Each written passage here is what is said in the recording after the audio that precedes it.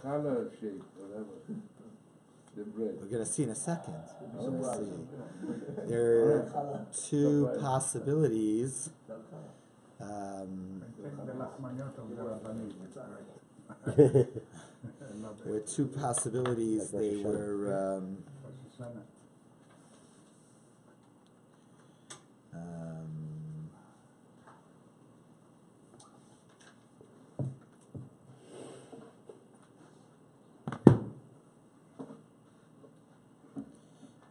two possibilities of what they looked like.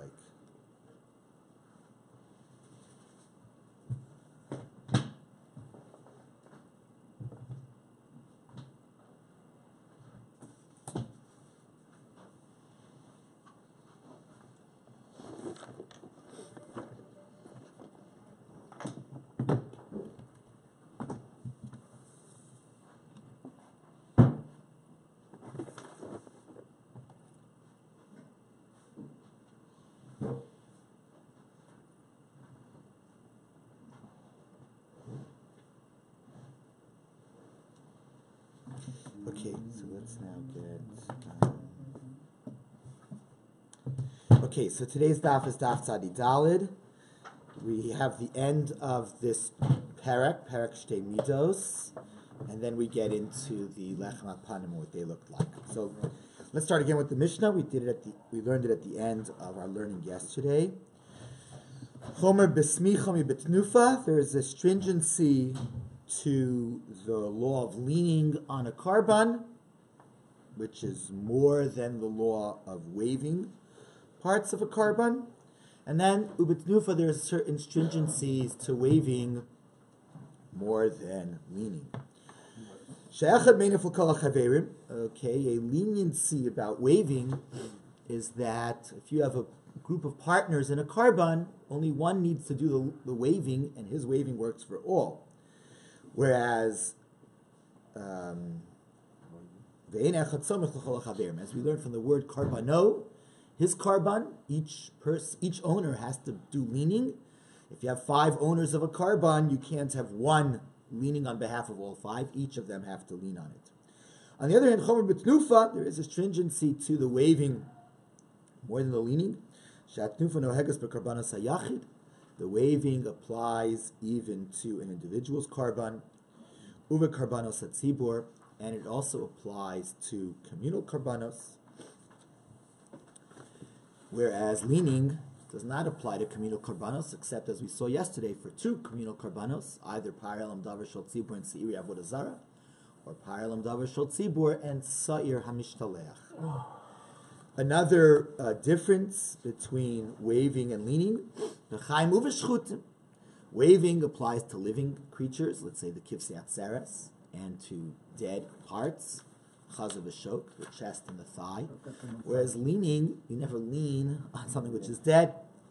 When it comes to waving, it applies to things that have life in them, like kivsei atzeres. And sometimes you lean things that don't have, you wave things that don't have any life, like the mincha of the sota. When it comes to leaning, you never lean on something which doesn't have life. So that waving is like this waving? No, waving is like the lulav. In, out, up, down. And we said maybe also right, left. Did you hold the lulav and do this, or you just move your hands? The same way you shake the lulav, that's how you would do the waving.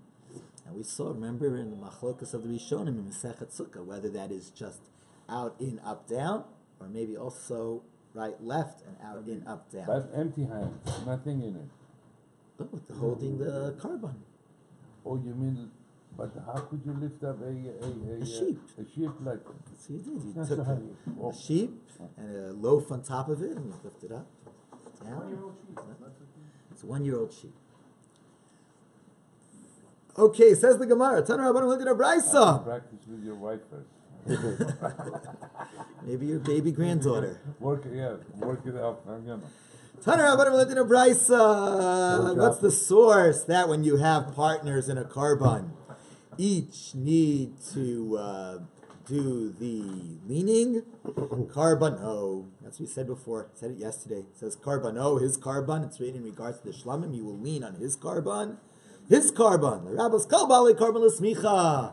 That tells you that when you have multiple owners, all the owners of the carbon have to be leaning on the carbon. So one after the next. Now you might have said a kal v'chomer. You might have said logic.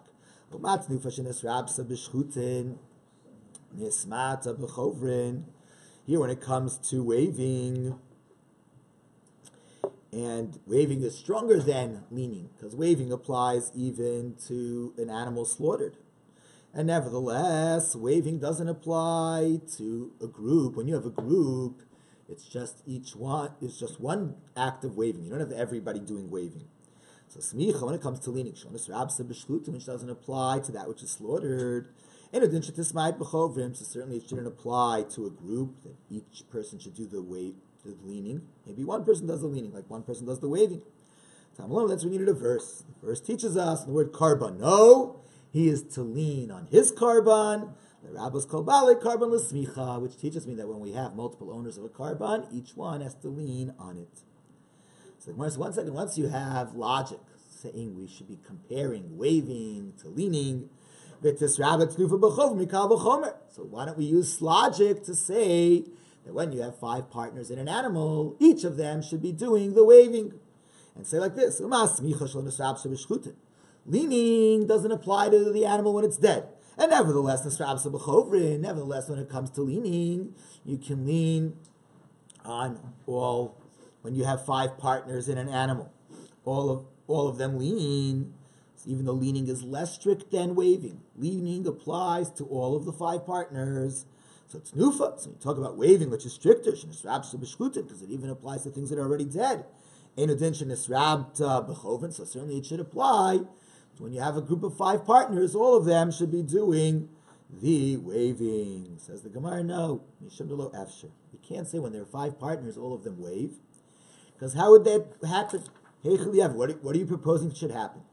All 5 of them should hold it, and all 5 of them should wave it together while they're all holding it. That would be a barrier. You don't have directly 2 hands on the animal. So let's say one partner should wave it, then he should put it down, and a second partner should wave it, then the second partner should put it down, and the third partner should wave it, so you eventually have all 5 people waving it. Hashem said a waving, he didn't say wavings. So there's no right to do multiple wavings. Asks the Gemara, is it true that there's no leaning on dead pieces of a carbon? What about a Mishnah? What time within a Mishnah? If the Kohen Gadol wants to offer parts of the carbon, he would go up the ramp, and Vaskan Biyamino, and his assistant to the Kohen Gadol would be at his right. When you would get to half of the ramp, Achaskan Biyamino, the assistant would hold his hand, and he would lift him up. He would help him go up. And the first Kohen who's carrying parts of the carbon tamid would hand to him the head and the foot. So mechalein, he would lean on them, and then vizorkan, then he would throw them into the fire. The second Kohen carrying pieces of the carbon tamid would hand the 2 arms over. Nosn lakohen would be given to the Kohen Gadol. So mechalein, the Kohen Gadol would lean on them, vizorkan, and then he would throw them into the fire. Then the second Kohen would step away and leave. And that's how they would lean and pass over to him all the limbs of the carbon tamid. So mechalein, he would lean on them, v'zorkan, and throw them into the fire. It was manshurutz, and if he wants, the Kohen Gadol can lean on them, and the others can throw it. So you see, it's dead. It's pieces of a carbon tamid, and the Kohen Gadol is leaning on it. So how could you say in the Mishnah that leaning doesn't apply to that which is dead? Amar Abaye answered, Hasam Yishum Kvodo the Kohen Gadol. That is just because it's the Kohen Gadol. The Kohen Gadol is doing the service. It should be more honorable. What makes it more honorable is that he did leaning on the dead pieces. Okay, but generally, there's no leaning on dead pieces, and there's no obligation of leaning. This was just to create honor. It really wasn't for the mitzvah of smicha. The mitzvah of smicha only applies to a living animal, unlike the mitzvah of tnufa, which midoraisa, from the basic concept, applies both to living animals like Kivsei Atzeres and to dead pieces, chaz v'shok. When you say dead, you mean already, Dead. Sheikh. Dead. Yeah. Sheikh, that's what you Shechted mean is by dead. dead. That is dead. All right. Hadron Allah, Be'ezus Hashem Yisbarach, Shtei Mitos, V'Hadra, Aman. All right, may we merit to come back to this chapter, and may we merit that this chapter should be coming back to us. Coming back to us. Amen. Be'ezus Hashem. Guys, it's only 437 days to go. To the Siyam HaShas. Around the corner, Rabbi. 13th Siyam HaShas. Around the corner. In history. 418. We're 18 days to go. All right, even less. Wow. So January 1st, 2020. That's the Siyam HaShas. Big day coming. All right, the Mishnah. Talking about the loaves. There were 2 loaves brought from the new wheat on Shavuos that would be accompanied, as we've learned earlier in this Masechta many times, by 2 sheep, by the Kivsei Atzeres. These are the Shalmei Tzibor. This is the communal Karban Shlamim. And the bringing of these 2 loaves permits usage of Chadash, of new grain, in the Beis HaMikdash on the Mizbeach as Menachos. Now the 2 loaves, uniquely, do not end up in the fire. They just get eaten by all the Kohanim that are there. And what's matir them is the Kivsei Atzeres. What permits them is the 2 sheep. And now we're going to talk about the Lechem HaPanim, the 12 loaves of bread that were on the Shulchan constantly. They would be put on Shabbos, replaced by another set of 12 loaves next Shabbos. There were always 12 loaves of bread on the Shulchan. And we're going to merit today to learn about the shape of these 12 loaves. They were either in the shape of a skipper boat, or they were in the shape of half a box. We're going to see soon what the shape was. Okay. But for Shavuot, they were only 2 loaves. The carbon of Shavuos was 2 loaves. 2 loaves. And they looked differently. They looked, they were flat and they had corners, like the top of a mizbeach. All right, Shtei Alechem, the 2 loaves of Shavuos, the 2 Shtei Alechem. Niloshos achas achas. When they get prepared, they have to be kneaded. The flour is to be mixed with water and kneaded into a dough, and then, made into a loaf. They are kneaded one by one, each isaron by itself. However, at first, when it comes to baking them, also achas achas, they're baked one by one. Lechem hapanim, the loaves of the showbread, niloshos achas achas, they are kneaded one by one. But v'nefos shtayim shtayim, they're baked 2 at a time. Now, when it comes to the lechem hapanim, he used to make them in molds. They had special baking pans for the lechem hapanim to get to this unique shape. Kishu rodan. Now, remember, their baking used to be like the way our holy brethren, the Sfardim, make pitot. They would take the dough and slap it against the very hot metal surface or earthenware surface, and then Tanur. On the tanur, and then they would use a spatula, Correct. diat tapas, to get the dough off. So kishu rodan, Delicious bread. the best. Yeah. It's the bread of Bet HaMikdash. Kishu rodan, and when he takes the bread off, nosnan latfus, he puts it back into another mold, kidei shelo yiskalkalu, so that they maintain this shape and they don't break. All right, says the Gemara now, the sources for these laws. Mina, hani mili, from where do we know these laws? What is the source that the Shtei Alechem are kneaded loaf by loaf? To turn around and look at the Brisa, there's a pasuk in regards to the Lechem HaPanim. Shnei esronim yiyeh hachala ho'echas. 2 esronim should be the single loaf. Malami, that teaches you sheni loshos achas achas, that they get kneaded one by one. Minayin shaf shtei alechem kain. How do we know that the 2 loaves are this way also? That they also are kneaded one by one? Tamam, there's this extra word yihiyeh. So the extra word is to apply also to shtei alechem. Uminayin shaf yasn shtayim shtayim. How do we know that when it comes to the baking of the chalos of the lechem hapanim, they're baked 2 at a time? Tamam, that's the verse says, "V'samta osam," and you shall place them. When you do the placing, namely putting it into the oven, it should be them. It shouldn't be him. It should be them. It should be 2. Well, since we're learning from the word yihiyeh in this pasuk to shtei alechem, maybe the shtei alechem also should be baked two at a time. That's what it says. Osam, them should be placed. Them, but not shtei alechem. Ask him 1 second. Hi, osam afikta. You already used this word osam, them, to say that when baking, you bake two at a time. That the placing is of them and not of one. Look at my answers. It's true. Imkain, if so, that it was just to teach me that you bake the lechem hapanim as twos. This samtam. It could have said, the verse could have said, and you shall place them. My visamta osam. Why did it break it into two words? And you shall place them. That's to tell you, Shaminatai, to tell you two laws. Number one, that when it comes to lechem hapanim, you bake 2 loaves at a time. And number 2, it's telling you that it's lechem hapanim that gets baked 2 loaves at a time.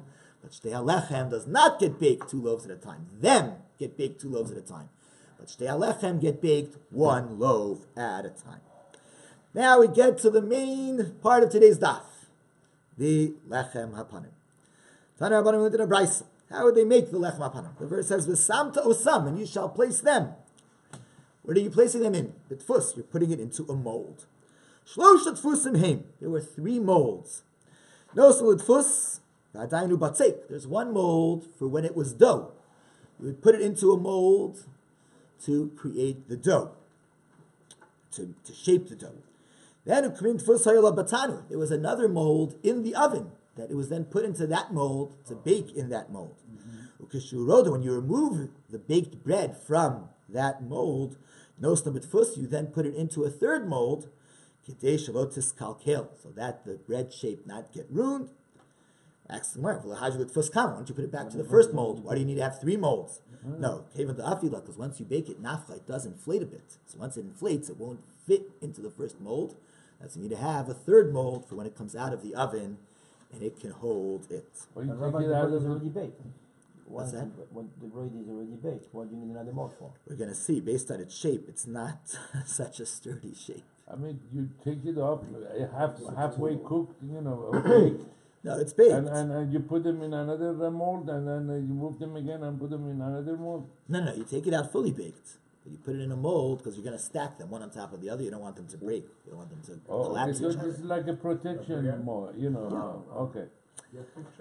Itmar, we learned, guys, Gavaldic pictures. Lechem hapanim, ketzad, osin, osa. What would they make the lechem hapanim? How would they make it? Okay. Lots and lots of pictures. Rabbi Chanina Omer, Kimin Teva. Rabbi Chanina says, like a box. So imagine if you have a box like this,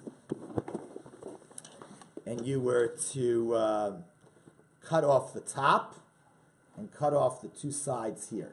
You just have the bottom and the 2 sides along the side. So that's like a box. So lechem hapanim, as I have in this Gemara, this is the picture, Kimin Teva, like a box. They have it here too. Very nice. Yeah. Beautiful. Rabbi Yochanan Omer, Rabbi Yochanan says though, Kimin Sfina Roketes, like a boat that's very fast, like a swift boat.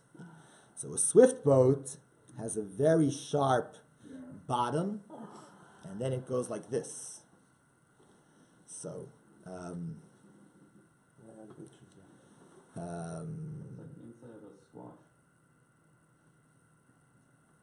Avocado. Yeah. The pit. Okay. So this is, there are all sorts of different versions of what this might look like, but this is the version that we have in our Rashi, like a V. It was sharp on the sides went up like this, and on the bottom was like a little boat that would like skip over all the waves. And now the Gemara discusses problems with each point of view. Let's remember the Shulchan was a table, and on the table there were 2 stacks of bread, 6 loaves on this side and 6 loaves on that side. And this is the Shulchan. Now, between the loaves, there were 14 kanim, 14 pipes on each stack, and then there were the two smuchos, the two sort of panels, like a panel like this and a panel like this, to hold up each of the stacks. You had three reeds on each level, till the top level only had two leads. Here you can see the picture of what the shulchan looked like. So now we're going to have to ask questions. Does this make sense with these different shapes? Again, we have an argument here. Rabbi Chanina says that the shape is flat on the bottom and then two sides. Rabbi Yochanan says that the shape is a V. The shape is a swift boat. So does that work with all the other things that we know about the shulchan? Okay. So again, how did the breads look like? We'll start again at the top line of Tzadi Dalim and Beis. Rabbi Chanina Amar Kamin Teva Prutza. Rabbi Chanina said like a broken box. Rabbi Yochanan Amar Kamin Sfina Rokedes, like a very fast boat. I understand if you're going to say it's like a cut box. Now I understand. We're going to say that there's an argument where the spoonfuls of Levona were. One opinion is that the spoonfuls of Levona were on the table itself. The other opinion is that they were on the very top of the stack, in the top loaf. So if they're a box, the loaves, okay, there's room there to put two spoons. However, but if you're going to say that they're V's, and they have a narrow edge on the bottom, so where are you going to put spoons in it? It's an etzba, it's just a finger at that very bottom. There's not room there for a spoon of komets. So the Gemara answers, Makom avid lahu. According to this opinion, within the wall of this V-shaped loaf, they would have a little indentation for the spoon of Levona to be placed. All right, next question. I understand according to the opinion who says it was like a box that was cut. So it's flat on the bottom and it has two sides. Now I understand what the little pipes are doing. There are 14 pipes in each stack, 3 on each level and then 2 on the very top level. So you have pipes on top of these walls, and on top of the pipe you have something leaning, right? Something is being supported. You have a flat bottom. It can be on pipes. You can have 3 pipes. My fingers are these pipes, and it could lean on it. But if what you have is a little, a little etzba down here, and it's going like a V, what's it going to do on the pipes? It's going to fall right through. It's going to break. So what are you doing there? So I understand according to the opinion it's like a cut box. Now I understand why you have pipes. You have pipes on top of the boxes, and boxes leaning on the pipes. According to the opinion, you have a V-shaped swift boat type loaf. Where are these reeds resting on? It's the Gemara Morshav. They would make in the swift boat indentations in order to enable the pipes to be there.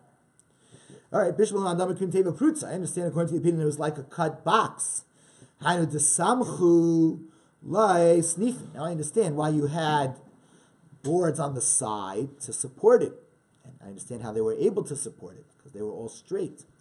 But if you're going to say it's like a swift boat, how are the supports on the side holding it up? Answers the Gemara, at the very edge of this V-shaped loaf, they would,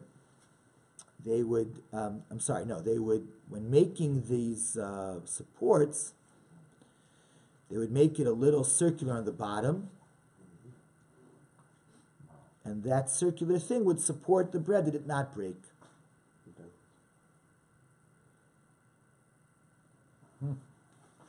Amazing. So each loaf had indemnification for a spoon of lamana in there in each Only loaf? the top loaf.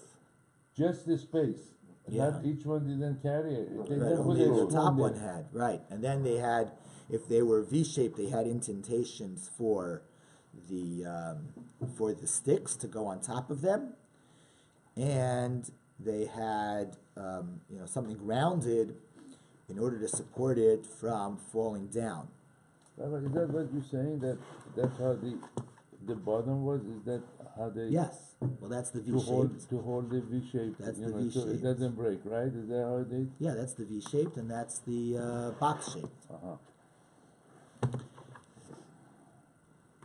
Now, Bishop Amar Kmitzvina Rokedes, it would work better according to the opinion that it was like a V shaped. Hainu Tib'idon Snifin. Now I understand why you need to have supports on the side so that they don't so that these loaves don't break. But if you're going to say that it's a box, Snif and Lamali, why do we even have these boards on the side to hold it up? The answer is Agav Yukrav Zulechem Talach, because all the bread is so heavy, if you didn't have the supports, they would just crush each other. So you need to have the supports on the side to hold them up. I understand according to the opinion there was like a V-shaped Snif and Al Gabe Shulchan Munachim. So then these supports could be on the table itself. As Rashi says, if it's V-shaped, you have space on the table for the supports. But if they're like boxes, then where are you going to put these supports? So, you're going to put them on the ground? So yeah, that's exactly where they go. In. That's right. Rabbi Mamel said, according to the opinion, they were like a V-shaped. The boards were on the table itself. According to the opinion, they were like a V-shaped. According to the opinion, they were like a box. Then they were on the floor. And according to the opinion, they were like a V-shaped. The boards were on the table. Like, who is this opinion of what Rav Yehuda says? Rav Yehuda says, Alechem ma'amidus hasnifin, the bread is holding up the boards on the side, plus hasnifin ma'amidus alechem, and the boards on the side are holding up the breads. So that's the opinion, K'ma'adam Svina Rokedes. That's according to the opinion that it is like a V-shaped.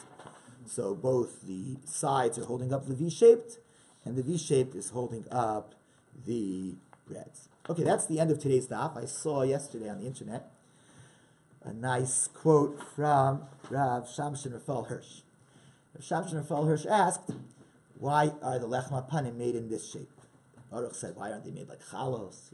It's a very strange shape, either like a cut box or like a V-shaped. So Rav Shamshin Rafal Hirsch said something very nice. He said that the lechem panim represents livelihood, parnasa, wealth. The Gemara says, Harotza last year, if you want to become wealthy, go to the north. The way to remember that is that the Shulchan was in the north. If you want to become wise, go to the south. The way to remember that is that the menorah is in the south. We learned the Gemara in Masechta Baba Basra. The reason why people have a custom, right? We stand towards the Mizrach and we sway side by side. This to the north, like this to the left. So the swaying side by side to the north is to the right and to the left is to the left. It depends what we're davening for. If we're davening for wealth, we sway to the north, because the Shulchan was in the north. If we're davening for wisdom, we sway to the left, because the menorah was in the south. That's what we learned back in Masechet Baba Basra. So again, the Shulchan is a symbol of wealth. So the east is here, then the north is here. Okay, then that would be for wealth. So the left would be for north, left is north, and then to the right would be wisdom. So the table and the breads on the table are a symbol of wealth. So if you say that the breads have a flat bottom and then they go up, basically it comes out that 50% of the bread is going up and only 50% is on the bottom. That means it's a message. When Hashem gives you money, half of your money should be to support the person on top of you. Half should go for tzedakah and for yeshivos. I thought it was 10%, Rabbi. What happened? The Shulchan is more. It's 50%. An opinion that says that it's a V-shaped, so Rabbi Hirsch does a whole calculation that means that the very bottom is only 1/40th. And 40 times more is the sides. So the walls are holding up the thing on top. That said, you take for yourself only 1/40th. And 40 times more you give to help everybody else.